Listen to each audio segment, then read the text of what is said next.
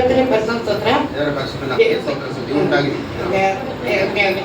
கத்தடி கிருபையால கடந்த வாரத்தில் நாங்கள் எல்லாரும் ஃபேமிலியாக ஒரு வசனம் வாசிச்சுட்டு இருக்கும்போது ಒಂದು ವಾಕ್ಯವನ್ನು ನಾವು ಎಲ್ಲ ಗುಂಪಾಗಿ ಕುಟುಂಬವಾಗಿ ಸೇರಿ ಓದ್ತಾ ಇದ್ದಿದ್ದು. ஃபேமிலியாக நாங்கள் அப்போஸ்தல பகுதியை வாசிச்சுட்டு இருந்தோம். அப்போஸ்தಲ ಕೃತಿಗಳು ನಾವು ಓದ್ತಾ ಇದ್ದೀವಿ. அப்போ ஒரு வசனம் வந்து மனசு ரொம்ப தொட்டுச்சு. ಆ ವಾಕ್ಯದಲ್ಲಿ ದೊಡ್ಡ ಒಂದು ಪದ ಇತ್ತು, ಅದು ನಮ್ಮ ಹೃದಯವನ್ನು ಮುಟ್ಟಿತ್ತು. அது பிரகாரம் நம்ம எடுக்கணும், அதுவே நம்ம எடுக்கணும்னு மனசுக்குள்ள வச்சு கர்த்தாவே முச்சித்தா இருக்கணும், அந்த வசனத்தை எனக்கு ஆசீர்வதிச்சு கொடுங்கன்னு கேட்டேன். ಈ ವಾಕ್ಯದ ಮೂಲಕ ಯಾಕೆ ನಾನು ಮಾತಾಡಬಾರದು, ಅದರ ಮೂಲಕ ನೀವು ಮಾತಾಡಿ ಅದನ್ನ ನಾನು ಭಾನುವಾರ ಬೋಧಿಸ್ತೀನಿ ಅಂತ ಹೇಳಿ ನಾನು ಒಂದು ಮನಸ್ಸಲ್ಲಿ ಒಂದು ಪ್ರತಿಜ್ಞೆ ತಗೊಂಡಿದ್ದೀನಿ.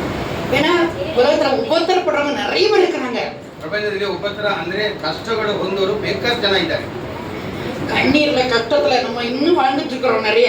ಪ್ರಪಂಚದಲ್ಲಿ ಬಾಳೋರು ಎಲ್ಲರಿಗೂ ಕಣ್ಣೀರು ಉಂಟು, ಕಷ್ಟಗಳು ಉಂಟು, ಪಾಡುಗಳು ಉಂಟು. ಬೈಬಲಲ್ಲೇ ಹೇಳ್ತದೆ ಎಲ್ಲರಿಗೂ ಇದೆ.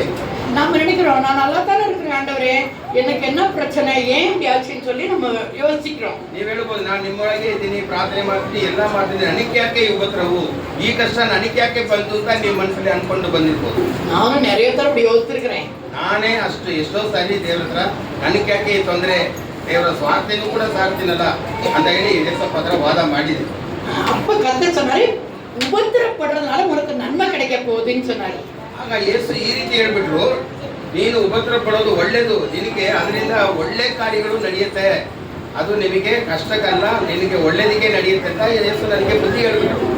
அப்ப நான் ஆண்டவர்கிட்ட கேட்டேன், அப்ப எனக்கு அதை பத்தி சொல்லுங்க ஏசப்பா, எனக்கு மட்டும் இல்ல இதை கேட்கிற எல்லாருக்கும் பிரயோஜனமா இருக்கணும்னு சொல்லி நான் ஆண்டவர்கிட்ட ಯಾಕೆ ನನಗೆ ಒಳ್ಳೇದಾಗತ್ತೆ ಅಂತ ಹೇಳ್ತೀರಲ್ಲ, ನನಗೆ ಮಾತ್ರ ಅಲ್ಲ ನಮ್ಮ ಸಭೆ ಮಕ್ಕಳಿಗೆ ಎಲ್ಲರಿಗೂ ಅದನ್ನ ಬಗ್ಗೆ ನಾನು ವಿವರಿಸಿ ಹೇಳೋದಂತೆ ನನಗೆ ಹೇಳ್ಕೊಡು ಅಂತ ಕೇಳ್ಕೊಂಡೆ.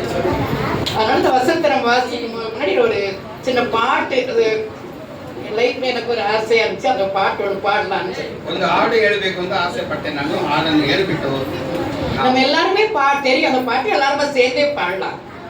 ಕನ್ನಡದಲ್ಲೇ ಈ ಆಧಾರ ಬೇಕಯ್ಯ ನನ್ನ ಬಾಳ ಬೆಳಗ್ಗೆ, ನಿಮ್ಮ ಬೆಳಕಾಗಿ ನನ್ನ ಆಧಾರ ನೀನೇ ಬೇಕಯ್ಯ ನೋಡಿ ಅವರ ಆಧಾರದಲ್ಲಿ ಈ ಹಾಡನ್ನು ಹೇಳುವಾಗ ಆಮೇಲೆ ಪ್ರಾರ್ಥನೆ ಮಾಡಿ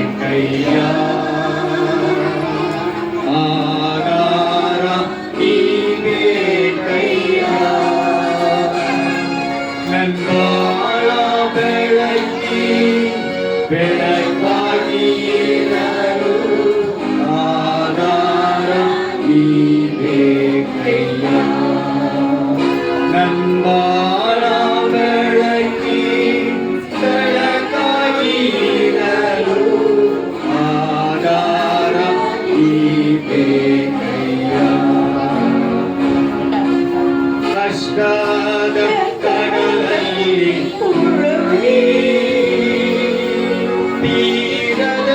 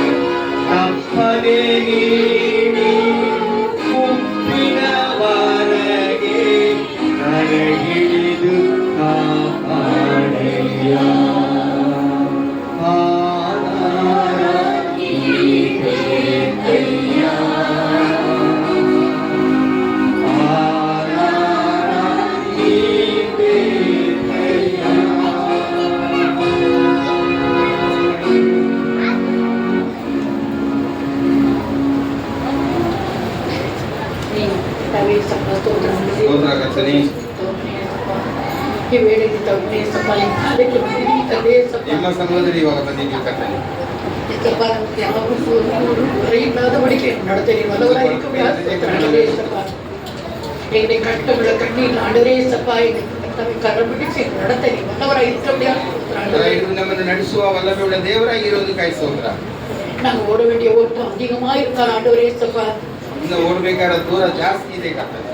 இந்த வயசான காலத்துல கூட ஆண்டவரே சப்பா இந்த கரம் பிடிச்சு நடத்த வல்லவர இருக்கப்படியா ஆண்டவரே. ಇದು ಹೆಚ್ಚಾಗಿ ಬರ್ತಾ ಇರುವಾಗ ನಮ್ಮ ಕರ ಹಿಡಿದು ನೀವು ನಮ್ಮಲ್ಲಿ ಕರ್ಕೊಂಡು ಹೋಗೋದಕ್ಕಾಗಿ ಸ್ತೋತ್ರ. இந்த வசனங்கள் மூலமாக ஆண்டவரே எங்களை பலப்படுத்துங்க, எங்களுக்கு எல்லா ஆசீர்வாதத்தையும் நிறைவாய் கொடுங்க. ವಾಕ್ಯದ ಮೂಲಕ ನಮ್ಮನ್ನು ತುಂಬಿಸಿ ನೀವೇ ನಡೆಸಿ. எங்களுக்கு மாத்திரம் ஆண்டவரே சப்பா இதை கேட்கிற எல்லாருக்கும் ஆசீர்வாதத்தை கொடுங்க. ನಮ್ಮನ್ನು ಮಾತ್ರವಲ್ಲ ಇದು ಕೇಳಿಸಿಕೊಳ್ಳುವ ಪ್ರತಿಯೊಬ್ಬರಿಗೂ ಆಶೀರ್ವಾದ ಉಂಟಾಗಲಿ. ಯೇಸು ಕ್ರಿಸ್ತನ ವೇದಿಕೆ ಪಿತಾವೇ, ಯೇಸು ಕ್ರಿಸ್ತನ ಹೆಸರಿನಲ್ಲಿ ಬೇಡ್ಕೊಳ್ತೀವಿ ತಂದೆಗೆ. Amen. Hallelujah. Praise the Lord. ಯೇಸುಗೆ ಸ್ತೋತ್ರ ಉಂಟಾಗಲಿ. ಸಂಗೀதம் ಕೀರ್ತನೆ 22 24. ಸಂಗೀதம் 22వ ಕೀರ್ತನೆಗಳು 22ನೇ ಅಧ್ಯಾಯ 24ನೇ ವಾಕ್ಯ. 24ನೇ ವಾಕ್ಯ ತಮಿಳಲ್ಲಿ ಓದ್ತೀನಿ. உபத்திரப்பட்டவனுடைய உபத்திரவத்தை அவர் அற்பமாய் எண்ணாமலும் அருவருக்காமலும் தம்முடைய முகத்தை அவனுக்கு மறைக்காமலும் இருந்து தம்மை நோக்கி அவன் கூப்பிடுகையில் அவனை கேட்டருளினார். ಕನ್ನಡದಲ್ಲಿ ಜೋರೇ 24. ತಿರಸ್ಕರಿಸಲಿಲ್ಲ, ಅದಕ್ಕೆ ಅಸಹ್ಯಪಡಲಿಲ್ಲ, ತನ್ನ ಮುಖವನ್ನು ಅವನಿಗೆ ಮರೆ ಮಾಡಿದೆ. ಪ್ರಾರ್ಥನೆಗೆ ಕಿವಿ ಕೊಡನು. கத்தண்டு உபத்திரப்பட்டவனுடைய உபத்திரத்தை ஆண்டவர் அற்பமா நினைக்க மாட்டாராம். ಯಾರ್ಯಾರು ಉಪದ್ರ ಹೊಂದಿದ್ದೀರೋ ನಿಮ್ಮ ಉಪದ್ರವನ್ನ ಅವರು ಅಲ್ಪವಾಗಿ ಅನ್ನೋದೇ ಇಲ್ಲ. நம்ம வீட்டுல அழுதுட்டே இருந்தா நம்மள யாரும் கேட்க கூட மாட்டாங்க. ಕೆಲವರು ಅಳ್ತಾ ಇರ್ತಾರೆ ಮನೆಯಲ್ಲಿ, ಅವ್ರು ಏನಕ್ಕೆ ಅಳ್ತಾರೆ ಹೇಗೆ ಅಂತ ಯಾರು ಹೋಗಿ ಅವ್ರಿಗೆ ಸಮಾಧಾನ ಹೇಳೋದೇ ಇಲ್ಲ. உனக்கு என்ன பிரச்சனை, என்ன கஷ்டம், ஏன் அழுகுற, என்ன கஷ்டம், சாப்பாடு இருக்குதா, காசு இருக்குதா, சம்பளம் வந்துச்சா கேட்கவே மாட்டாங்க. ಏನಕ್ಕೆ ಅಳ್ತಾ ಇದ್ದಾರೆ, ದುಡ್ಡು ಇಲ್ವಾ, ಸಂಬಳ ಬಂದಿಲ್ವಾ, ಮನೆಯಲ್ಲಿ ಊಟ ಇಲ್ವಾ ಅಂತ ಹೇಳೋರು ಒಬ್ಬರು ಇಲ್ಲ ಇತ್ತೀಚೆಗೆ ನಮ್ಮ ಮನೆಯಲ್ಲಿ. ஆனா ஏசப்பா என்ன சொல்றாங்கன்னா, ಅಲ್ಲಿ ಯೇಸು ಈ ರೀತಿ ಹೇಳ್ತಾರೆ, நான் யார் யார் கண்ணீர் விடுறாங்களோ, யார் யார் கஷ்டப்படுறாங்களோ, யார் யார் அழுகுறாங்களோ அவங்க அற்பமா நினைக்க மாட்டேன். ಯಾರ್ಯಾರು ಕಣ್ಣೀರು ಸುರಿಸ್ಕೊಂಡು ಹತ್ಕೊಂಡಿದ್ದಾರೋ ಮನೆಯಲ್ಲಿ ಅಥವಾ ನೀವು ಬಾಳಲ್ಲಿ ಅವ್ರನ್ನ ನಾನು ಅಲ್ಪವಾಗಿ ಅನುಕೊಳ್ಳಲ್ಲ. ಅವ್ರಿಗೆ ಏನಕ್ಕೆ ಹೇಳ್ತಾರೆ ಅಂತ ಹೇಳಿ ಅವ್ರನ್ನ ಸಮಾಧಾನ ಕೊಡುವ ದೇವರಾಗಿ ನಾನಿದ್ದೇನೆ. நம்முடைய ஒவ்வொரு சொட்டு கண்ணீரை கத்த கணக்கு வச்சிருக்கிறார். ಪ್ರತಿಯೊಂದು ಹನಿ ಕಣ್ಣೀರನ್ನು ಅಳತೆ ಮಾಡಿ ನೋಡುವ ದೇವರಾಗಿದ್ದಾರೆ. அதான் சொல்றாரு, என் முகத்தை மறைக்காம ಅವರಿಗೆ ನನ್ನ ಮಗವನ್ನು ಮರೆ ಮಾಡೋದಿಲ್ಲ. அவன் என் நோய்க்கு கூப்பிடும்போது அவன் பார்ப்பேன் அப்படின்றார். ನನ್ನನ್ನು ನೋಡಿ ಅವನು ಮೊರೆ ಇರುವಾಗ ನಾನು ಅವನಿಗೆ ಕಿವಿ ಕೊಟ್ಟು ಅವನಿಗೆ ನಾನು ಕೂಗನ್ನು ಅವನು ಕಿವಿ ಕೊಟ್ಟು ಅವನ ಕೂಗನ್ನು ನಾನು ಕೇಳ್ತೀನಿ. ஏன்னா தாவீது ரொம்ப அழுவாரு. அவர் சொல்றாரு, தாவீது ரொம்ப அழுவாரு. அழுதப்போ சொல்றாரு, ದೇವರ ಹತ್ರ ದಾವೀದನು ತುಂಬಾ ಮೊರೆ ಇಡ್ತಾನೆ ಹತ್ಕೊಂಡು. ಹಾಗಾದ್ರೆ ದೇವರು ಏನ್ ಹೇಳ್ತಾನೆ, என்னுடைய சங்கீதம் 56:8 56:8 ಕೀರ್ತನೆ 56:8 என்னுடைய அலைச்சலை, நான் கண்ணீரை, நான் பட்ட பாடுகளை நீங்க நினைச்சிருக்கீங்க ஆண்டவரே. என் கண்ணீரை ஒரு பாத்திரத்தை துருத்தில வையும். ನನ್ನ ಕಣ್ಣೀರನ್ನು ಒಂದು ಅಳತೆ ಮಾಡಿ ನೋಡು. அதை வந்து ஒரு பாத்திரத்தை நீங்க பாக்குறீங்கல்ல ஆண்டவரே சொல்றாரு. ನನ್ನ ಕಣ್ಣೀರನ್ನು ಪಾತ್ರದಲ್ಲಿ ಅಳತೆ ಮಾಡಿ ನೋಡಿದ್ದೀರಾ ತಂದೆಯೇ ಅಂತ ಹೇಳಿ ದಾವೀದನು ದೇವರ ಹತ್ರ ಮೊರೆ ಇಡುತ್ತಾನೆ. அப்ப நம்முடைய ஒவ்வொரு சொட்டு கண்ணீரையும் ஆண்டவர் பாத்திரத்துல வச்சிருக்கிறார். ಪ್ರತಿ ತೊಟ್ಟು ಕಣ್ಣೀರನ್ನು ದೇವರು ಒಂದು ಪಾತ್ರದಲ್ಲಿ ಹಿಡಿದು ಅದನ್ನ ಅಳತೆ ಮಾಡಿ ನೋಡ್ತಾರೆ. ಎಷ್ಟು ಮಟ್ಟಿಗೂ ನೀವು ಕಣ್ಣೀರು ಸುರಿಸಿದ್ದೀರಾ. அந்த கண்ணீரை பார்க்கும்போது நம்ம விண்ணப்பங்கள் வேண்டதெல்லாம் அவருக்கு தெரியும். ಇಷ್ಟೊಂದು ನನ್ನ ಮಗು ಕಣ್ಣೀರು ಸುರಿಸ್ತಾ ಇದ್ದಲ್ಲ ಅಂತ ಹೇಳಿ ದೇವರು ಪಶ್ಚಾತ್ತಾಪ ಪಟ್ಟು ಅದಕ್ಕೆ ಅವರು ಏನ್ ಮಾಡ್ತಾರೆ, ಬಿಡುಗಡೆ ಕೊಡುವ ದೇವರಾಗಿದ್ದಾರೆ. அப்ப நம்ம கண்டிப்பா உடனே கொண்டே ஆண்டவர் ஆசை தந்தே தர்றாரு. ಅದಕ್ಕೆ ತಕ್ಕದಂತೆ ಆಶೀರ್ವಾದನ ಸೃಷ್ಟಿಸುವ ದೇವರಾಗಿ ನಮ್ಮ ದೇವರು ಉಂಟು. சில சமயம் ಲೇಟ್ ஆகும். ಕೆಲವು ಟೈಮಲ್ಲಿ ನಿಮ್ಮ ಕಿವಿ ಕೊಟ್ಟು ಅವ್ರು ಕೇಳ್ತೀನಿ ಅಂತ ಹೇಳ್ಕೊಂಡ್ರು ಉತ್ತರ ಬರಕ್ಕೆ ಸ್ವಲ್ಪ ಸಮಯ ಆಗುತ್ತದೆ. அது கூட தாவீது அழுகிறாரு. ಅದಕ್ಕೂ ಕೂಡ ದೇವರು ದಾವೀದನು ಈ ರೀತಿ ಆಳ್ತಾ ಇದ್ದಾನೆ. சங்கீதம் 6:3 ಕೀರ್ತನೆ 6:3 என் ஆத்மா வியாகுலப்படுது, ನನ್ನ ಆತ್ಮವು ಕಳವಳಗೊಂಡಿದೆ. கர்த்தாவே எதுவரைக்கும் இறங்க மாட்டீங்க. ಕರ್ತನೇ ಯಾವ ಮಟ್ಟಕ್ಕೂ ನನಗೆ ಉತ್ತರ ಕೊಡದೇ ಇರ್ತೀಯಾ. நம்ம கூட சொல்றோம்ல, நம்ம கண்ணீர் என்ன ಆಂಡವರೇ எவ்வளவு ಅಳುಗ್ರೆ ಆಂಡವರೇ ಏನ್ ಆಂಡವರೇ ಕೇಳ್ಕ ಮಾಟಕರೀங்க ಎಷ್ಟು ಮಟ್ಟಿಗೂ ನಾನು ಅಳ್ತಾ ಇದ್ದೀನಿ ದೇವರೇ ನೀವು ಯಾಕೆ ಸ್ವತಂತ್ರ ಕೊಡದೆ ನಿನ್ನ ಕಿವಿಯನ್ನು ಮುಚ್ಕೊಂಡು ಬಿಟ್ಟಿದ್ಯಾ ಅಂದ್ರೆ ನಾವು ಕೂಡ ಕೆಲವು ಟೈಮ್ ದೇವರ ಹತ್ರ ಬೇಡ್ಕೊಳ್ತೀವಿ ಈ ರೀತಿ நம்மளும் தாவீத மாதிரி தான் அழுதுட்டு உட்கார்ந்திருக்கிறோம் ದಾವೀದನ ತರನೇ ನಾವು ಕೂಡ ಅಳ್ತಾ ಇರ್ತೀವಿ ஆனா ஒரு வசனம் சொல்லுது ಒಂದು ವಾಕ್ಯ ಈ ರೀತಿ ಹೇಳ್ತದೆ ஆனா இப்ப நமக்கா மற்றவங்களுக்கா எனக்கு தெரியாது ನನಗೋ ನಿಮಗೋ ಗೊತ್ತಿಲ್ಲ ஆனா ஆண்டவர் சொல்றாரு நீ என்ன தேடுற வரைக்கும் நான் அங்க போய் உட்கார்ந்துக்குவேன்றாரு ನಿನ್ನ ನನ್ನನ್ನು ಹುಡುಕೊಂಡು ಬರೋದಂಗ ನಾನು ದೂರದಲ್ಲಿ ಕೂತಿರ್ತೀನಿ ಅವ್ರನ್ನ ಹುಡುಕ್ಬೇಕು ನಾನು அந்த ஒரு வசனம் வாசிக்கலாம் ஏன்னா நமக்கு எல்லாருக்கும் தெரிஞ்சிருக்கணும்ல ಆ ವಾಕ್ಯವು ನಮಗೆ ಚೆನ್ನಾಗಿ ಗೊತ್ತಿರಬೇಕು ஓசியா ಓಸಿಯಾ ಪುಸ್ತಕ 5ஆம் அதிகாரம் 5ನೇ ಅಧ್ಯಾಯದಲ್ಲಿ 15ஆம் வசனம் 15ನೇ ವಾಕ್ಯ 5:15 ஓசியா 5ನೇ ಅಧ್ಯಾಯ 15ನೇ வாಕ್ಯ 15ನೇ ವಾಕ್ಯ அவர்கள் தங்கள் குற்றங்களை உணர்ந்து என் முகத்தை தேடும் மட்டும் நான் என் ஸ்தானத்தில் திரும்பி போய்விடுவேன் தங்கள் ஆபத்திலே என்னை தேடுவார்கள் முதமா ಏನು ಪಂಡ್ರ? ஓசியா தானியேல் ಆದ್ಮೇಲೆ ದಾನಿಯೇಲ ಆದ್ಮೇಲೆ ಯೋವೇಲಿನ ಮುಂಚೆ 5:15 ನಮ್ಮ ಜನರು ತಮ್ಮ ದೋಷಗಳನ್ನು ಅನುಭವಿಸಿ ನನ್ನ ಪ್ರಸನ್ನತೆಯನ್ನು ಬೇಡಿಕೊಳ್ಳುವ ತನಕ ನಾನು ನನ್ನ ವಾಸಸ್ಥಾನಕ್ಕೆ ಹಿಂದಿರುಗಿ ಹೋಗುವೆನು. ಅವರು ಇಕ್ಕಟ್ಟಿಗೆ ಸಿಕ್ಕಿದ ಇಕ್ಕಟ್ಟಲ್ಲಿ ಕೂಡಲೇ ನನ್ನ ಆಶ್ರಯಿಸುವರು. ನನ್ನನ್ನು ಆಶ್ರಯಿಸುವರು ಹುಡುಕರು. ಹಲ್ಲೆಲೂಯಾ. அப்ப ஆச்சராரி நான் போய் அங்க உட்கார்ந்துக்குவேன் என்ன நீங்க கூப்பிடுற வரைக்கும் ನೋಡಿ ದೇವರು ದೂರದಲ್ಲಿ ಕೂತ್ಕೊಳ್ತಾರಂತೆ ಎಲ್ಲಿ ಮಟ್ಟಕ್ಕೂ ನನ್ನನ್ನು ಮೊರೆ ಇಟ್ಟು ನೀವು ಕೂಗೋ ಮಟ್ಟಕ್ಕೂ ನಾನು ದೂರದಲ್ಲಿ ಇರ್ತೀನಿ ಅಂತ ಹೇಳ್ತಾ ಇದ್ದಾರೆ. அப்ப ஆண்டவர் தெரியும் ಆದ್ರೆ ದೇವರಿಗೆ ಚೆನ್ನಾಗಿ ಗೊತ್ತು நம்ம கட்டப்படுறோம் கண்ணீர் விடுறோம் அழுறோம் தெரியும் ನಾವು ಕಣ್ಣೀರು ಸುರಿಸ್ತೀವಿ ನಾವು ಮೊರೆ ಇಡ್ತೀವಿ ಅಂತ ಅವ್ರಿಗೆ ಚೆನ್ನಾಗಿ ಗೊತ್ತು. ஆனாலும் என்கிட்ட சொல்லட்டும் அது வரைக்கும் நான் வெயிட் பண்றேன்றாரு. ಏಸಮ್ ಏನ್ ಗೊತ್ತಾ ಒಂದು ತಂದೆ ತಾಯಿ ತರ ಮೊರೆ ಇಡ್ಲಿ ಅಳಲಿ ಆಮೇಲೆ ನಾನು ಉತ್ತರ ಕೊಡ್ತೀನಿ ಅಂತ ದೂರದಲ್ಲಿ ಕೂತ್ಕೊಳ್ತಾರಂತೆ. ஆனா நம்ம அழுது ஜெபம் பண்ணும் போது கூட சில சமயம் லேட் ஆகுது. ಕೆಲವು ಟೈಮಲ್ಲಿ ಹತ್ಕೊಂಡು ಉಪವಾಸ ಮಾಡಿ ದೇವರ ಹತ್ರ ಪ್ರಾರ್ಥನೆ ಮಾಡುವಾಗ ಕೆಲವು ಟೈಮಲ್ಲಿ ನಿಮಗೆ ಸ್ವತಂತ್ರ ಸಿಕ್ಕೋದು ಸ್ವಲ್ಪ ಲೇಟ್ ಆಗುತ್ತೆ. அதுக்கும் தாவீது நமக்கு அழகான வசனத்தை சொல்றாரு. ದಾವೀದನು ಈ ರೀತಿ ಅವನು ಕಂಡಿದ್ದಾನೆ. சங்கீதம் 9ஆம் அதிகாரம் 10ஆம் வசனத்துல ಕೀರ್ತನೆ 9:10ನೇ ವಾಕ್ಯ கர்த்தாவே உம்மை தேடுவதை நீ கைவிடவே மாட்டீங்க. ದೇವರೇ ಹುಡುಕೊಂಡು ನಿಮ್ಮನ್ನು ಬರೋದನ್ನ ನೀವು ಯಾವತ್ತೂ ಕೈ ಬಿಡೋದೇ ಇಲ್ಲ. உம்ம நாமத்தை நம்பி இருக்கிறவங்க ನಿಮ್ಮ ನಾಮದ ಮೇಲೆ ನಂಬಿಕೆ ಇಡೋರಿಗೆ வெக்கப்பட்டு போகவே மாட்டாங்க. ಅವ್ರ ಆಶಾಭಂಗ ಆಗೋದೇ ಇಲ್ಲ ಅಂತ ಹೇಳ್ತಾ ಇದ್ದಾನೆ. அப்ப ஆண்டவருக்காக நம்ம காத்திருந்து ஆண்டவர் நோக்கி பார்க்கும்போது ಯೇಸುವಿಗಾಗಿ ಕಾಯ್ಕೊಂಡು ಅವರು ಸ್ವತಂತ್ರ ಕೊಡೋ ಮಟ್ಟಕ್ಕೂ ನಾವು ಪ್ರಾರ್ಥಿಸ್ತಾ ಇರುವಾಗ இன்னைக்கு நமக்கு கிடைக்கலனாலும் ಇವತ್ತು ನಮಗೆ ಉತ್ತರ ಸಿಕ್ಕಿಲ್ಲ ಅಂದ್ರೂ கர்த்தருடைய டைம் வரும்போது கண்டிப்பா பெரிய ஆசீர்வாதம் கிடைக்கும். ದೇವರಿಗೆ ಅಂತ ಒಂದು ಸಮಯ ಇದೆ. ಆ ಸಮಯದಲ್ಲಿ ದೇವರು ಸ್ವತಂತ್ರ ಕೊಟ್ಟೇ ಕೊಡ್ತಾರೆ ನಮಗೆ. ಹಲ್ಲೆಲೂಯಾ. இல்ல சிலவங்களை பத்தி பார்க்கும்போது நான் கொஞ்சம் பேரை பற்றி சொல்றேன். ಕೆಲವರ ಬಗ್ಗೆ ನಾನು ಉದಾಹರಣೆಯಾಗಿ ಕೊಡಕ್ಕೆ ಆಯ್ತವಾಗಿದೆ. யார் யார் இப்படி காத்திருந்தாங்க யார் யார் ஆசீர்வதிக்கப்பட்டாங்க அப்படிங்கறத நம்ம பார்க்கலாம். ಯಾರ್ಯಾರು ಆಶೀರ್ವಾದ ಹೊಂದಿದ್ದಾರೆ ಅಂತ ನಾವು ಇವಾಗ ನೋಡೋಣ. ஏன்னா அந்த சாட்சிகளை பார்க்கும்போது நமக்கும் பெரிய ஆசீர்வாதத்தை தர்றார். ನಮಗೂ ಒಂದು ಆಶೀರ್ವಾದವನ್ನು ದೇವರು ಕೊಡ್ತಾರೆ. கொடுத்தே கொடுக்குறாங்கன்னு சொல்லி நமக்கு ஒரு நம்பிக்கை வரும். ಅಂತ ನಂಬಿಕೆ ಬರೋದಕ್ಕೋಸ್ಕರ ಒಂದು ಉದಾಹರಣೆ ನಾನು ಹೇಳ್ತೇನೆ. அல்ல முதல்ல வந்து பவுல் ஏன்னா அது மூலமா தான் நான் இந்த வசனத்தை கண்டுபிடிச்சேன். ಪೌಲನ ಮೂಲಕ ನಾನು ನಿಮಗೆ ಈ ವಾಕ್ಯವನ್ನು ಕಂಡುಹಿಡಿದು ನಿಮಗೆ ಹೇಳಕ್ಕೆ ಇಷ್ಟಪಡ್ತೀನಿ. ஏன்னா அதை குறித்து மனசுல தியானிச்சே இருக்கும்போது ಅದರ ಬಗ್ಗೆ ನಾನು ಧ್ಯಾನ ಮಾಡ್ತಾ ಇರುವಾಗ இந்த வசனத்தை தியானிச்சே கர்த்தர் அழகான ஒரு வெளிப்பாடு கொடுத்தார். ದೇವರು ಚೆನ್ನಾಗಿ ನನಗೆ ಒಂದು ದರ್ಶನವನ್ನು ಕೊಟ್ಟರು. ஏன்னா 2 கொரிந்தியர் 11ஆம் அதிகாரத்துல 2 ಕೊರಿಂಥೀಯರು 11ನೇ ಅಧ್ಯಾಯದಲ್ಲಿ ஐயோ பவுலுக்கு 36 வகையான பாடுகள் 36 ವಿಧವಾದ ಪಾಡುಗಳನ್ನು ಅನುಭವಿಸಿದ್ದಾನೆ. அதை சகிக்க முடியாது அவ்வளவு பிரச்சனை எவ்வளவு பயங்கரமா இருக்கு அந்த பாடுகள். ತಡ್ಕೊಳ್ಳಕ್ಕೆ ಶಕ್ತಿನೇ ಇಲ್ಲ ಅಂತ ಒಂದು ದೊಡ್ಡ ಪಾಡುಗಳ ಮೂಲಕ ಸೌಲನು ಅನುಭವಿಸಿದ್ದಾನೆ. அவ்வளவு பாடுபட்டா கூட ಇಷ್ಟು ಪಾಡುಗಳನ್ನು ಅನುಭವಿಸಿದ್ರು கர்த்தர் நம்பிக்கை இருக்கிறார். ಅವನು ಕರ್ತನ ಮೇಲೆ ಎಡಬಿಡದೆ ನಂಬಿಕೆ ஆண்டவர் அவர் மேல இஷ்டமா இருக்கிறார். ದೇವರು ಅದರಿಂದ ಅವನ ಮೇಲೆ ಇಷ್ಟಪಡ್ತಾರೆ. ஒரு சின்ன சம்பவம் மட்டும் ಒಂದು சண்டே கிளாஸ் பிள்ளைங்களா கரெக்டா கவனிக்கணும். ಸಂಡೇ ಕ್ಲಾಸ್ ಚೆನ್ನಾಗಿ ಗಮನ ಕೊಡಿ. சின்ன சம்பவத்தை மட்டும் நான் சொல்றேன். ಒಂದು ಸಂಭವವನ್ನು ನಾನು ಉದಾಹರಣೆ ಕೊಡ್ತೇನೆ. பவுல் மேல ஒரு அவர் கர்த்தரை பத்தி சொல்றாருன்னு சொல்லிட்டு ಪೌಲನ ಮೇಲೆ ದೇವರ ಬಗ್ಗೆ ಏನು ಹೇಳ್ತಾರೆ ಅಂತ எல்லாரும் ಸೇರಿ ಅವನ ಮೇಲೆ ಕಂಪ್ಲೇಂಟ್ பண்ணி ಪೌಲನ ಬಗ್ಗೆ ಚಾಡಿ ಹೇಳಿ ಅವನ ಮೇಲೆ ಕೊರತೆ ಹೇಳಿ ಅವನ್ನ ಶಿಕ್ಷೆಗೆ ರಾಜ ಮುன்னாடி குற்றவாளியா நிறுத்திட்டாங்க. அரசರ ಮುಂದೆ ಅವನ್ನ ತಂದು ನಿಲ್ಲಿಸಿದ್ದಾರೆ.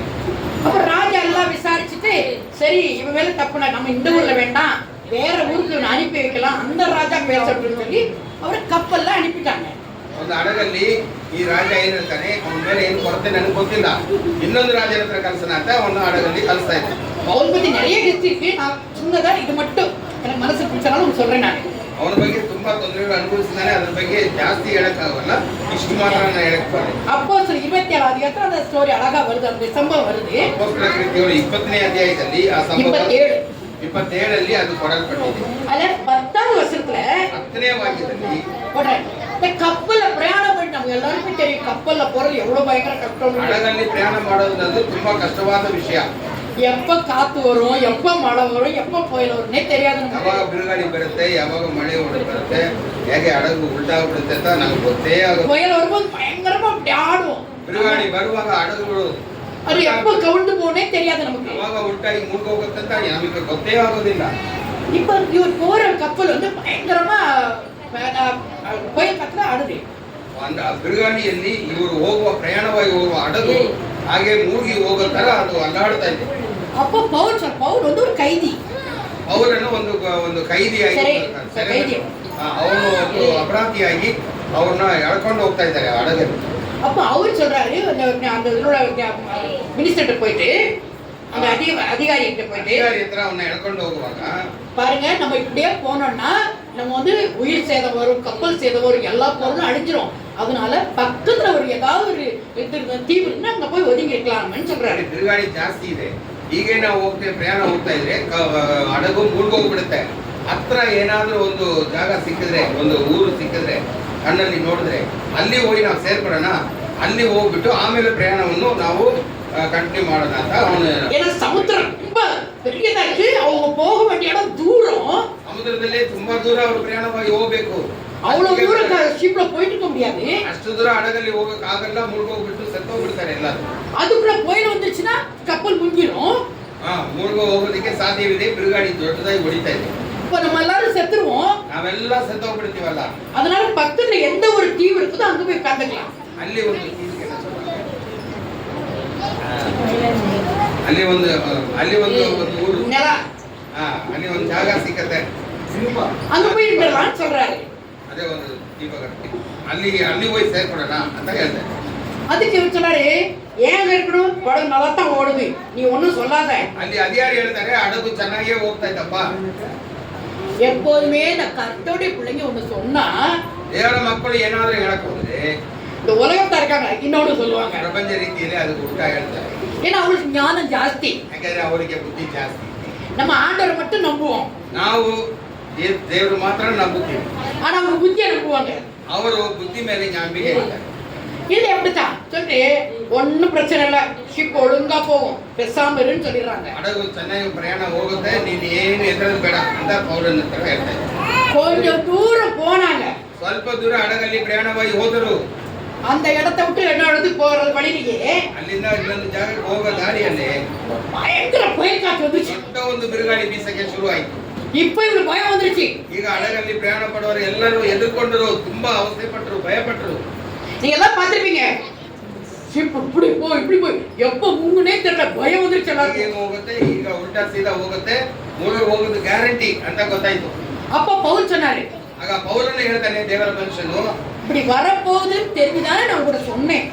ಬಿರುಗಾಳಿ ಬಂದ್ಬಿಡುತ್ತೆ, ಅಲ್ಲಿ ಹೋಗೋದು ಬೇಡ ಅಂತ ನಾನು ಹೇಳಿದೆಲ್ಲ, ಪಕ್ಕದಲ್ಲೇ ಒಂದ್ ಕಡೆ ಹೋಗಿ ನಾವು ಕೂತ್ಕೊಳ್ಳೋಣ ಅಂತ ಹೇಳಿದಕ್ಕೆ ನೀವು ಎಲ್ಲ ಒಪ್ಪಿಲ್ಲ, நீங்க கேட்கவே இல்ல, வந்துட்டீங்க நீங்க. இப்போ ನೀವು ಇವಾಗ ನನ್ನ ಜೊತೆಗೆ ಪ್ರಯಾಣವಾಗಿ ಬಂದ್ಬಿಡ್ರಿ. இவர் திருப்பி போய் பிரேயர் பண்ணாரு, ಮತ್ತೆ ಹೋಗಿ ಪ್ರಾರ್ಥನೆ ಮಾಡಿದ್ರು ಪೌಲನು. அப்ப ஆண்டவர் அழகா அவர்கிட்ட பேசினாரு. ದೇವರು ಅವರ ತರ ಚೆನ್ನಾಗಿ ಮಾತಾಡಿದ್ರು. ಹೇಗೆ ಅಂದ್ರೆ பாருங்க, அது வாசிக்கலாம், நம்ம நமக்கு பிரயோஜனமா இருக்கும். 27ஆம் அதிகாரம் 22வது வசனம். 22ನೇ வாಕ್ಯ. அப்போஸ்தலர் அதே 27 22வது வசனம். ஆயினும் திடமனதாய் இருக்க என்று இப்பொழுது உங்களுக்கு தைரியம் சொல்கிறேன், கப்பல் சேதமில்லாமல் உங்களில் ஒருவனும் கப்பல் சேதமே அன்றி அல்லாமல் உங்களில் ஒருவனும் பிராண சேதம் வராது.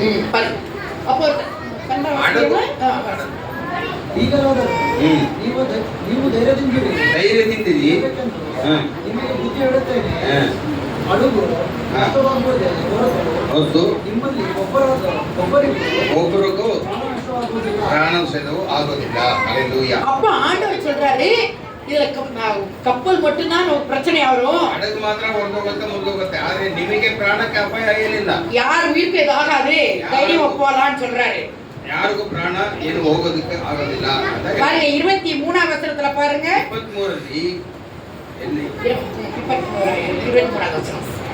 அதே 23 ஏனென்றால் என்னை ஆட்கொண்டவரும் நான் சேவிக்கிறவருமான தேவனுடைய தூதனானவன் இந்த ராத்திரியிலே என்னிடத்தில் வந்து நின்று, பவுலே பயப்படாதே, நீ ராயனுக்கு முன்பாக நிற்க வேண்டும், இதோ உன்னுடனே கூட யாத்திரை பண்ணுகிற யாவரையும் தேவன் உனக்கு தயவு பண்ணினார். Praise Lord. கர்த்தர் ஸ்தோத்திரம். பாருங்க என்ன தரே வாசிக்குமா கரெக்டா வாசிச்சு. ನಾನು ಯಾರಾಗಿದ್ದೇನೋ ಯಾರನ್ನು ಸೇವಿಸುತ್ತೇನೋ ಆ ದೇವರಿಂದ ಬಂದ ಒಬ್ಬ ದೂತನು ಕಳೆದ ರಾತ್ರಿಯಲ್ಲಿ ನನ್ನ ಹತ್ತಿರ ನಿಂತುಕೊಂಡು ಭಯಪಡಬೇಡ, ಅವರನ್ನೇ ಹೆದರಬೇಡ, ನೀನು ಚಕ್ರವರ್ತಿಯ ಮುಂದೆ ನಿಲ್ಲಬೇಕು, ನಿನ್ನ ಸಂಗಡ ಈ ಹಡಗಿನಲ್ಲಿ ಪ್ರಯಾಣ ಮಾಡುವವರೆಲ್ಲರ ಪ್ರಾಣ ದೇವರು என்ன சொல்றாரு? உனக்காக ನೀನು ಒಬ್ಬನಿಗೋಸ್ಕರ ಹಡಗಲ್ಲಿ ಪ್ರಯಾಣ ಮಾಡುವಾಗ ಎಲ್ಲರಿಗೂ ನಾನು ದಯ ಪಾಲಿಸ್ತೀನಿ. கத்த நம்மள பார்த்து உனக்காக ನಿನ್ನಗೋಸ್ಕರ உனக்காக உங்களுக்காக நம்ம நீங்க எடுத்துக்கங்க, நமக்காகவே ஆண்டவர் சரி பிரச்சனையை நிறுத்திடுறாரு. ನಿಮ್ಮ ಮನೆಯಲ್ಲಿ ನೀವು ಚೆನ್ನಾಗಿರೋದಕ್ಕೋಸ್ಕರ ನಿಮ್ಮ ಮನೆಯವರೆಲ್ಲ ಕಾಪಾಡ್ಕೊಳ್ತಾರೆ. ಹಲ್ಲೆಲೂಯಾ. இதுல பாருங்க அவர் சொல்றாரு, பவுலே நீ போய் ராஜாட்ட நிக்கணும், ನೀನು ಅರಸನ ಮುಂದೆ ನೀನು ನಿಂತ್ಕೋಬೇಕಲ್ಲ, நீ என்ன பத்தி சாட்சி சொல்லணும், ನನ್ನ ಬಗ್ಗೆ ಅವನಿಗೆ ಸಾಕ್ಷಿ ಹೇಳಬೇಕು ಅನ್ನೋದಕ್ಕೋಸ್ಕರ. கப்பல் முழுகி செத்துனா எப்படி சாட்சி சொல்ல முடியும்?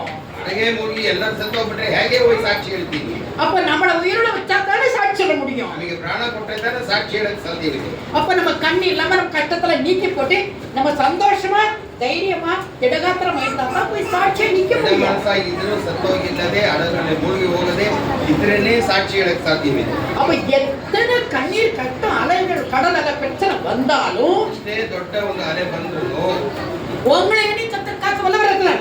ನಮ್ಮನ್ನು ದೇವರು ಕಾಪಾಡಕ್ಕೆ ಸರ್ವಶಕ್ತನಾಗಿದ್ದಾರೆ. ಹಲ್ಲೆಲೂಯಾ. எதுக்காக? ಏನಕ್ಕೋಸ್ಕರ? கத்தர் சாட்சியா நிக்கிறதுக்காக. ಯೇಸುಸ್ವಾಮಿಗೆ ಸಾಕ್ಷಿಯಾಗಿ ನೀವು ನಿಲ್ಲಬೇಕು, ಅದಕ್ಕೋಸ್ಕರ ನಿಮ್ಮನ್ನು நீ ಕಾಪಾಡ್ತಾರೆ. ராயன் ಮಾಡಿ நிக்கணும், ರಾಯನು ಅಂತ ಹೇಳಿ ಆ ಅರಸನ ಮುಂದೆ ನೀನು ನಿಲ್ಲಬೇಕು. உனக்காக எல்லாரையும் காப்பாத்துறேன். ನಿನ್ನಕ್ಕೋಸ್ಕರ ನಾನು ನಿನ್ನ ಸಂತತಿ ಎಲ್ಲರನ್ನೂ ನಾನು ಕಾಪಾಡ್ತೇನೆ. அப்ப நம்ம வீட்டுல யாருமே கத்தட்ட வராட்டணும், ஒருத்தர் வந்தா கூட அந்த ஒருத்தருக்காக என்ன செய்யறாரு ஆண்டவரே? ಮನೆಯಲ್ಲಿ ಒಬ್ಬರು ರಕ್ಷಣೆ ಹೊಂದಿ ಯೇಸುಸ್ವಾಮಿಗಳಿಗೆ ಬಂದು ಬಿಟ್ರೆ ಮನೆಯವರಿಗೆಲ್ಲ ಒಳ್ಳೆ ಒಂದು ಕಾರ್ಯಗಳು ನಡೆಯುತ್ತೆ. ದೇವರು கண்டிப்பா காப்பாத்தியே காப்பாத்துறாங்க. ದೇವರು ಕಾಪಾಡ್ತಾರೆ ನಿಮ್ಮ ಮನೆಯವರನ್ನು. ஏன்னா சாட்சியா நிக்கிறதுக்காக. ಸಾಕ್ಷಿಯಾಗಿ ನೀವು ನಿಲ್ಲಬೇಕು ಅನ್ನೋದೇ ದೇವರ ಉದ್ದೇಶವಾಗಿದೆ. ஆனா ஜனங்க நம்ம சும்மா இருக்க மாட்டாங்க. ಅಲ್ಲಿ ಸುತ್ತಮುತ್ತಲಿರುವ ಜನರು ನಮ್ಮನ್ನು ಸುಮ್ಮನೆ ಬಿಡುವುದಿಲ್ಲ. அவங்க சொன்னாங்க, ஓ இவருக்காக பாத்துறேன், கரெக்டா கப்பல் உடைஞ்சு போச்சு. ನೋಡಿ ಅವ್ರು ಹೇಳಿ ಮುಗಿಸಕ್ಕೂ ಹಡಗೆ ಎಲ್ಲ ಮುಳುಗೋಯ್ತು, ಒಡೆದೋಯ್ತು. இவருதான் சொன்னாரு நம்ம உயிர் சேதம் எதுவும் வராது, கப்பல் சேதம் உடையும், மறுபடியும் பயப்படாதீங்கன்னு சொன்னாரு. ಮುರಿದೋದ್ರು ನಮಗೆ ಪ್ರಾಣ ಕಳ್ಕೊಳ್ಳೋದಿಲ್ಲ ಅಂತೇಳಿ ಧೈರ್ಯ ಹೇಳ್ತಾ ಇರುವಾಗಲೇ ಹಡಗು ಮುರಿದು. 27 நீங்க வாசிச்சு தெரியும். ಅಷ್ಟು ಅಧ್ಯಾಯವನ್ನು ಓಡಿ ನೋಡಿದ್ರೆ ಗೊತ್ತಾಗುತ್ತದೆ.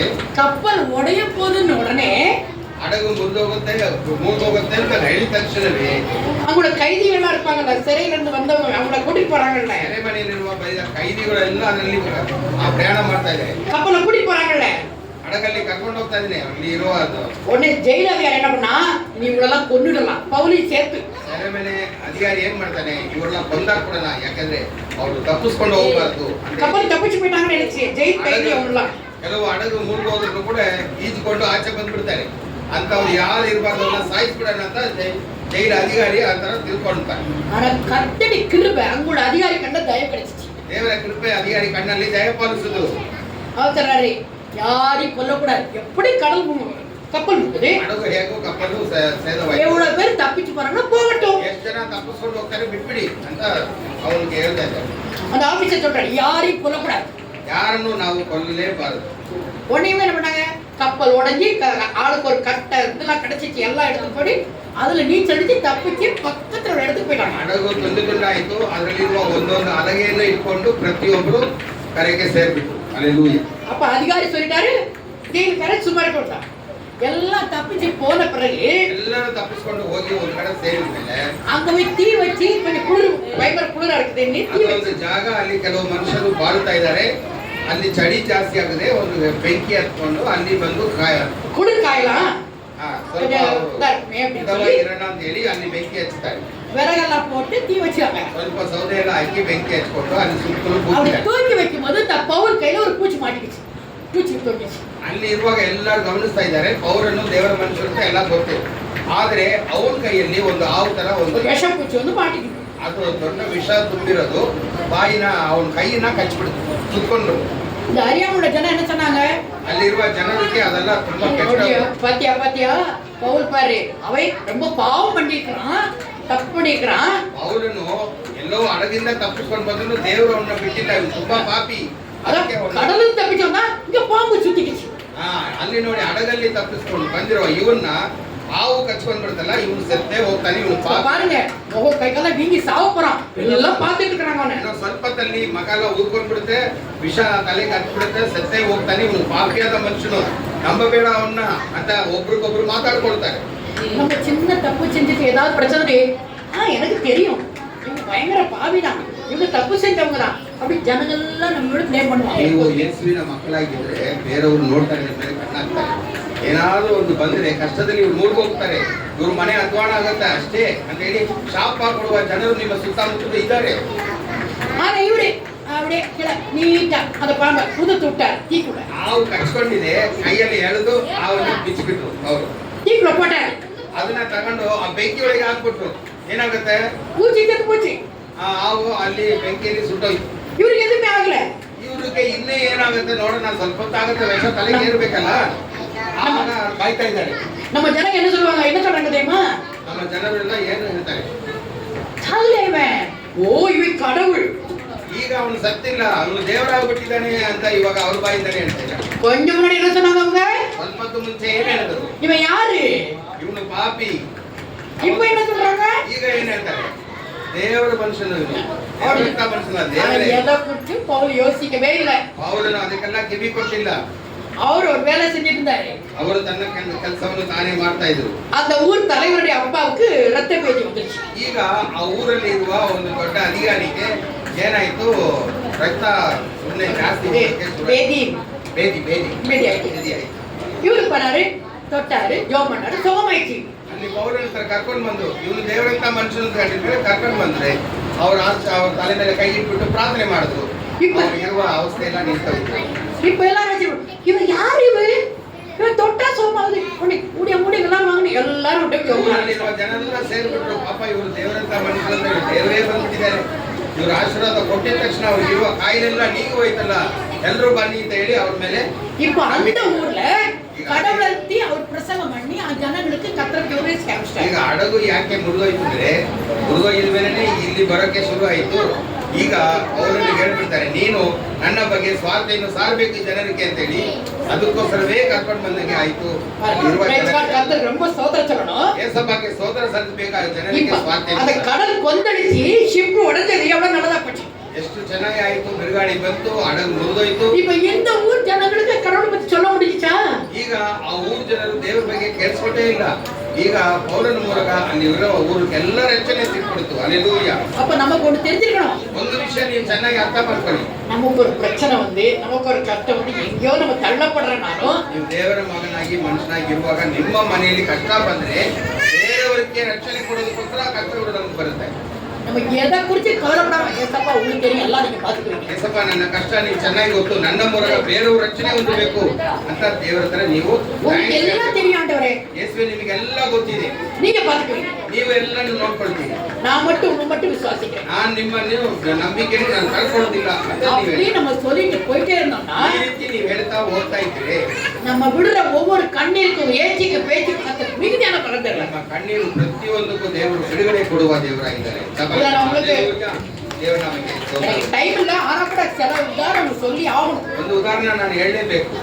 யோசேப்புன்றவரை பத்தி நம்ம பார்க்கலாம். ಯೋಸೇಫನು ಗೊತ್ತು ನಿಮಗೆ, ಆ ವ್ಯಕ್ತಿ ಬಗ್ಗೆ ಚೆನ್ನಾಗಿ. ஏன்னா நம்ம நினைக்கும், நான் பாவமே பண்ணாண்டவரே, எந்த தப்புமே பண்ணாண்டவரே, நான் நல்லா தான் இருக்கிறேன், எனக்கு ஏன் இவ்வளவு பிரச்சனை? ನಾನು ಪಾಪವೇ ಮಾಡಿಲ್ಲ, ನಾನು ಒಳ್ಳೆಯವನು ಅಂತ ಹೇಳಿ ನೀವು ಹೆಮ್ಮೆ ಪಡ್ಕೋಬಹುದು. அப்ப நம்ம நினைக்கிறோம் அப்படி. ನೀವು ಅದನ್ನು ತಿಳ್ಕೊಬಹುದು. இப்ப யோசேப்பு ரொம்ப நல்லவர். ಯೋಸೇಫನು ತುಂಬಾ ಒಳ್ಳೆಯವನು, ನಿಮಗೆಲ್ಲ ಗೊತ್ತಿದೆ. ஆதியா 37 அதிகாரத்துல ஸ்டார்ட் ஆகுது. நீங்க வீட்ல போய் வாசிக்கிற டைம் இல்ல எனக்கு. 34 ಶುರು ಆಗುತ್ತೆ. டைம் இல்லாம உங்களுக்கு அப்படியே நான் வந்து பிள்ளைகளுக்கு கொஞ்சம் ஸ்டோரி மாதிரி உங்களுக்கு சொல்லி முடிக்கிறேன். ಚಿಕ್ಕ ಮಗಳಿರೋದಂಗ ಕಥೆ ತರ ನಾನು ಹೇಳ್ತೀನಿ. யோசேப்பு ஒன்னாவது பார்த்தா அவங்க அப்பா அம்மா ரொம்ப நேசிக்கப்பட்டவன். ಅವನು ತಾಯಿ ತಂದೆ ಪ್ರೀತಿಗೆ ಒಳಗೆ ಆದನು.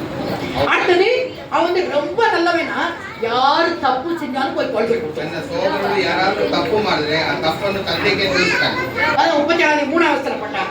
36 அவனே ரொம்ப நல்லவனா இருந்தாவே, ಅವನು ಒಳ್ಳೆಯವನಾಗಿದ್ದವನು, அப்பா அம்மாவை நேசிக்கப்பட்டவனா இருந்தா, ಪ್ರೀತಿ ತಾಯಿ ತಂದೆ ಪ್ರೀತಿಗೆ ಒಳಗಾದನು.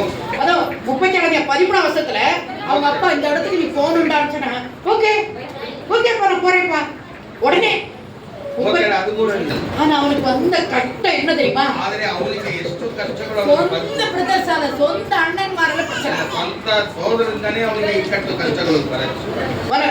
முதல்ல அண்ணன் மட்டும் அப்பா அவன் ரொம்ப இஷ்டமா இருக்கிறாங்க அப்படின்னு பொறாம ஸ்டார்ட் பண்ணிட்டாங்க.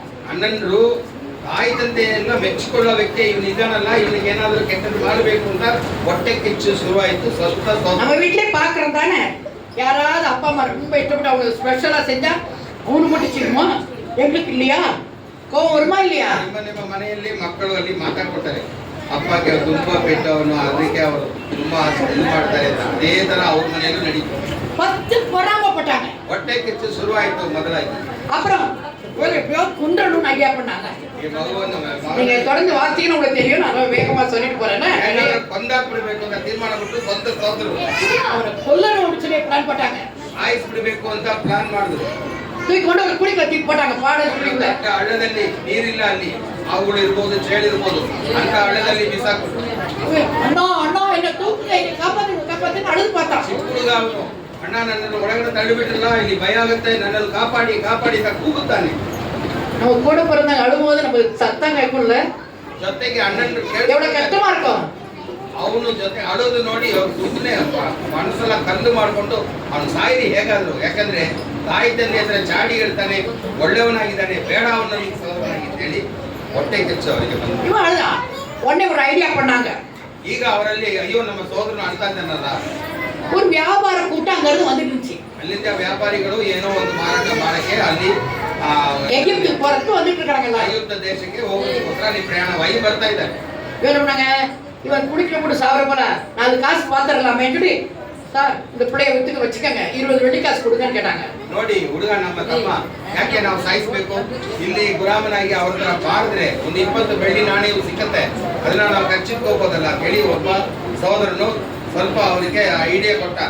வெறும் 20 வெள்ளி காசு வித்துட்டாங்க. 20 ಬೆಳ್ಳಿ ನಾಣ್ಯಕ್ಕೋಸ್ಕರ ಅವನ್ನ ಆ ಒಂದು ಜನರಿಗೆ ಸೇಲ್ ಮಾಡ್ಬಿಟ್ಟು இப்ப இந்த ஊரு வேற ஊருக்கே கொண்டு போயிட்டாங்க. அவங்க ಆ ಊರಿಗೆ ಹೋಗ್ತಾನೆ. ಈ ಸಹೋದರಿ ಗೊತ್ತಿಲ್ಲ, ಅವನು ಆ ಇದರಲ್ಲಿ ಏನೋ